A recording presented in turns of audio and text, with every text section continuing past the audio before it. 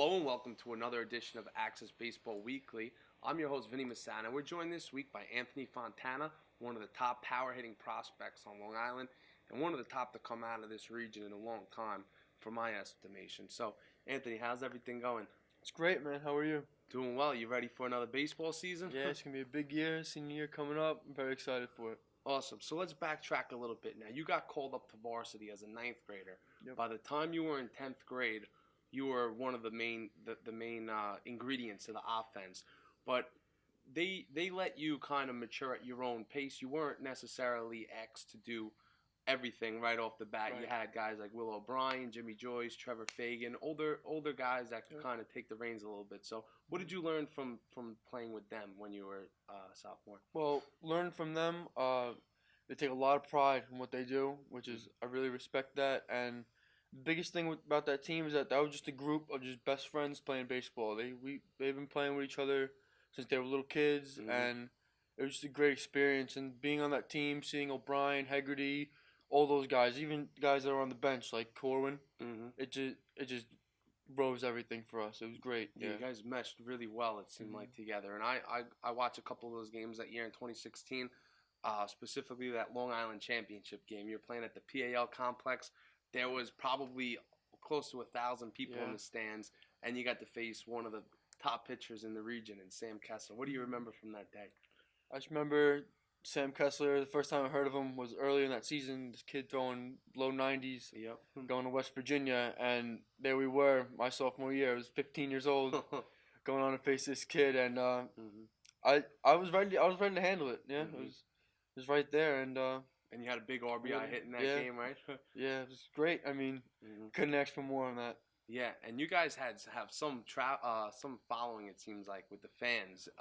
What is it about Wantagh? Is it like that all the time? I mean, I think about Wantagh is that like everyone is really involved with the sports. Like, doesn't really matter what it is, they always show up, and it's like again, like a big group of friends just going on and supporting each other, which is a really great thing. So now the next season, 2017, you guys had the target on your back, and I wouldn't say that you guys really got off to a bad start, but you didn't dominate in the way I'm sure that you guys would have liked to. Do you feel like you guys hit a little bit of a rough patch early on in the season? I mean, we definitely had a rough patch. There was some teams that we should have crushed, and there was some games that we lost that we should have won. But we know we were fine. We were relaxed throughout the whole season, and once the playoffs hit, we just took off, and we knew we were the team we were going to be the whole season. That's what I was going to say. It seemed like when the postseason started, you guys really kicked it into high gear. What was it about that postseason run that brought out the best in you guys? We just love the game so much. Every day we're sitting in school. We just want to get out. We just want to play ball every day. And, like, again, that whole Wantagh team, it's just a group of best friends playing baseball, which we were going out. We're having so much fun, and that's what baseball's about. Yeah, exactly. Yeah. Yep, and that Long Island Championship game, again, you guys are going against another heralded pitcher in Brian Morrell, and I'm sure the whole week you guys heard about how great he was and everything. In the first pitch of the game, D'Onofrio turns it around. Now, D'Onofrio, let's talk about him for a second. You've had the opportunity to see him up front now for a couple years. Yep. He kind of goes under the radar for some reason, maybe because he doesn't have the height, maybe because he's soft spoken, but what is it like playing with him every day? D'Onofrio, one thing about him is that he is 100% one of my best friends ever. And me and him, we work out, we train every single day, and just watching this kid do what he does is just unbelievable. This kid's focused. He's like, whenever I'm having my rough patches, he's always there. Whenever he's having his rough patches, I'm always there. And just there's nothing better to it. Like, me and him make each other better every single day. So he's going to have a great future, that kid. Definitely, and it seemed like it doesn't matter his height. He just, if anything, that probably brings out the best of him because he works even harder, right? Yeah. Yep. All right, so now fast forward to this season. Now you guys are once again going to have the bullseye on your back. Right. So what's going to be the key for you this year? And you don't have, you're losing Jimmy Joyce, the reigning Diamond Award Player of the Year. So what do you guys need to do to three-peat? I think we have a lot of pieces we need to fill this year, but there's a lot of guys that people don't know about that are coming up, and they're going to make a big impact on this team this year. And just like our sophomore year, not a lot of people knew about Bobby Hegarty. Went And undefeated. yep, Right? and he tore it up. And we got a couple pieces like that. I'm very excited to see what we could do this year. So now I know you wrote that article for me a couple years ago on, well, I believe it was about January of last year on the recruiting process about Furman. For our audience that didn't get a chance to read that, go over that time of the year when you were getting recruited. Well, everyone's recruiting process is different, especially mine. Like I had a lot of rough patches going through it. My mind was going crazy. I didn't know what I was gonna do, and there's a couple schools that I was interested in, and Furman came up after a tournament in Fort Myers, and I spoke to Coach Harbin. We got on the phone with each other. Everything went well, and eventually I decided to go take a visit there, and it couldn't have gone better. Honestly, at all the schools I've been to, it was by far the best I've ever been to. Just because the young coaches, the atmosphere there, they're hungry. Like they want to be in Omaha soon, and I believe that they will be. Now, your travel team, that Body Armor Titan team, you guys are a pretty exceptionally talented group of young men, and it all seems like they mesh very well together. Guys like Matt Hogan and Logan, Kyle Johnson. So, what is it like competing with those caliber players? Well, I think the thing we have that makes us so good is that we have like a very healthy competitive nature.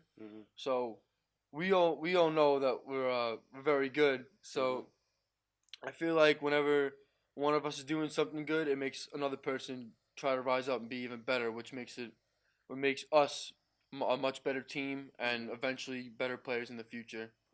Now, this past summer, was it fun knowing that you already had the college commitment out of the way? You guys you won the Long Island Championship. It seemed like, on a lot of the guys on your team that were already committed to college, you could kind of just relax and play baseball at that point. It was very relaxing, but still at the same time, like you're out there to win. You're competing every single day, and you're working on things that you should be working on. And it was a very successful summer, and I feel like I took a lot out of it.